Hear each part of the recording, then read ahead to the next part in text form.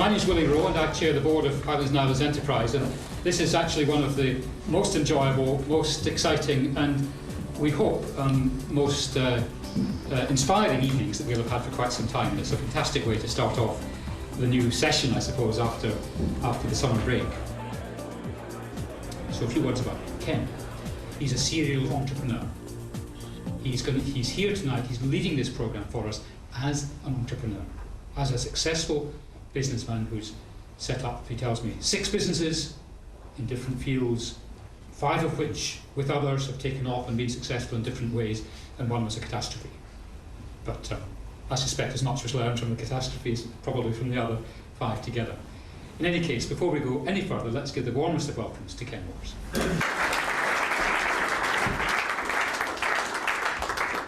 So, first of all, I want to thank you for this gracious introduction. You didn't, nobody ever delves into the catastrophe or the complete disaster. And I just want to say to you that it all is a matter of definition, but we went from 88 employees to 4 in one afternoon. And so that would probably be considered a bad day. And so let me just say a little bit about the disaster. We paid, when we lost the 88 employees and went to 4, we paid the people who were under 30 2 weeks' salary. And those of us who were over 30 got what was left. I got the furniture. And since this company that cratered, or went splat on the windshield of life, whatever you want to call it, had the most MIT professors in it, the most MIT graduates, and the most MIT students working as for minimum wage in the company. It happened to be right in Kendall Square, and there are a lot of startups there, and there are a lot of failures, because failure is part of the process. And for all of the entrepreneurs here tonight, if you do go splat on the windshield of life, if it doesn't work out, you can always go off and be a professor afterwards and teach others how to do it or not do it, and having learned from the mistakes.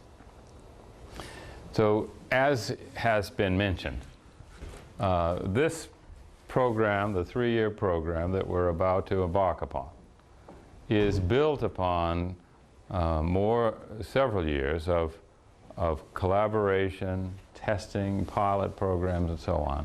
And many of the people in the room tonight will be able to tell you about their experience from the pilot. So I think it's fair to say that it's important to celebrate, support, and nurture the spirit of entrepreneurship here in the Highlands, because that's where the best jobs are going to come from. That's why people will stay here and be fulfilled. I think the role of the public sector in most economies these days has reached its limit in terms of its ability to provide meaningful employment. We turn to the private sector to create good jobs and raise the standard of living. And in so doing, we turn to entrepreneurs to create great companies. But the shortage is ambitious entrepreneurs. We need more of them. And how can we create more?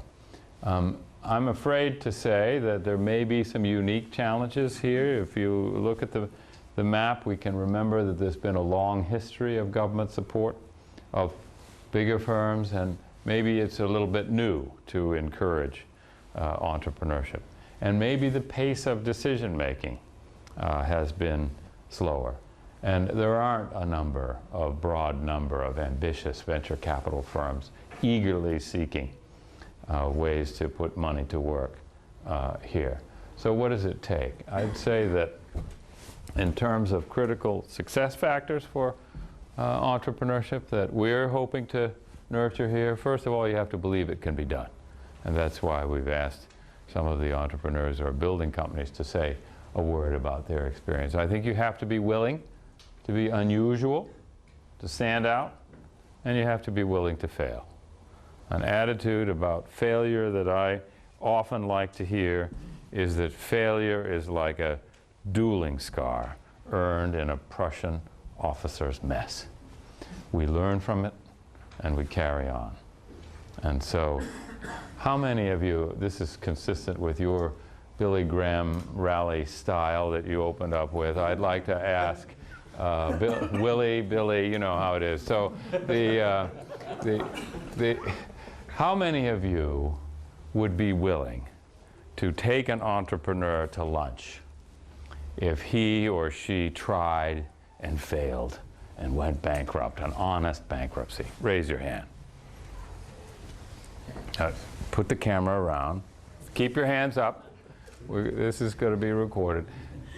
So for those entrepreneurs who are hesitating here in the audience, look around.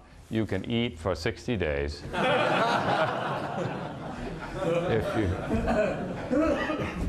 And in keeping with your point about ambition, I think you're going to work just as hard building a lifestyle business or building a truly global enterprise. Why not go for it?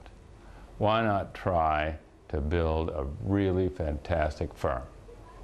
And if you only make 100 million instead of $1 billion, it still probably won't be so bad.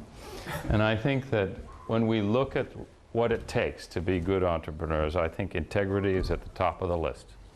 Because most entrepreneurs, their handshake is their bond. It's good enough. And I think you know what I'm talking about. Integrity is critical for other reasons. If you're going to be getting customers when you only have 5 employees in a garage, they're going to have to trust you. You're going to be recruiting staff and members of the team. It's going to be about trust and knowing that you'll do the right thing, whatever the conditions are that call for it. I think quick clock speed. Most entrepreneurs are a little bit ADD, and that's appropriate. They're biased towards action. They'll pick up the phone and call a customer rather than sit in a conference room and wring their hands and say, well, I don't know if we have the budget or something. I'm not looking at anybody. And so this is sort of all summarized in an MIT equation, which Tony Knopp and I created one afternoon, that the pH of an entrepreneur's stomach is 2 standard deviations from the norm. Okay. Good. Now, there are some other things. I think that teamwork is essential. The size of the team is very important. Most of the companies here will be having to set up offices reasonably soon, close to a large market. It may be in North America, it may be on the continent. I met a woman here earlier tonight whose job it is to help you enter the European market. That's all very good. And so your team, before long, will have one of its members living close to a large market, because it doesn't take long before you've sold to everybody in the Highlands that's going to buy your stuff, right? So you need a big team, and you need to be thinking about where you're going to make your moves, right?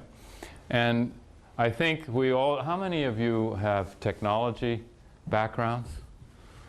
Engineers and so on. So I have just a little a message for you, Bruce. We celebrate the diversity of people in these companies, right? Would you agree with that? Absolutely. But to put a fine point on it, salespeople are not lower life forms. All right, good.